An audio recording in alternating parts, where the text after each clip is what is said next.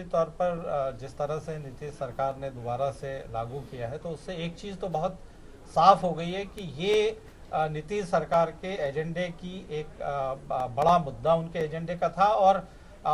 जो शुरू में पिछले कानून के खिलाफ जिस तरह से आरजेडी बिल्कुल विरोध में दिखाई दे रही थी, आज कम से कम उनके प्रवक्ता जिस तरह से इस नए कानून की पैरवी यहाँ पर कर रहे थे, तो उससे ये बात साफ हो गई है कि नीतीश ने आरजेडी को भी इस कानून को लागू कराने के लिए सहमत किया है। तो अगर राजनीतिक तौर पर उनके सहयोगी इस पूरे मामले में उनके साथ है, तो ये तो बिल्कुल इसका स्वागत किया जाना चाहिए कि उन्होंने बिहार जैसे राज्य, जहां की जनता का बड़ा हिस्सा शराब और शराब से पैदा होने वाले अपराधों की वजह से पीड़ित है, परेशान है, उनको राहत देने का काम किया है। लेकिन जिस तरह से बहुत सख्त इस कानून को बनाया गया है, संज्ञेय अपराध बनाया गया है, गैर जमानती अपराध बनाया गया है, और कई मामलों में तो घर जब्ती तक के प्राविधान की बात इसमें कही गई है, तो मुझे लगता है कि ये थोड़ा अति कठोर कानून है और इसकी वजह से नई तरह की समस्याएं आएंगी।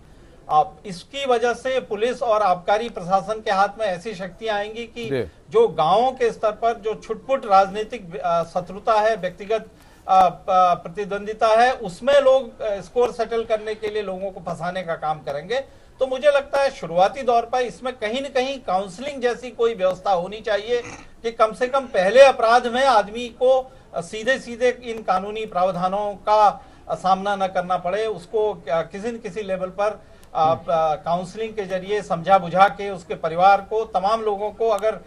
इस कानून के जो आगे चलकर जो कठोर हस्र हो सकता है, जो कठोर कदम उसके खिलाफ उठ सकते हैं, उनसे अवगत कराया जाए, तो कुछ हद तक शायद जो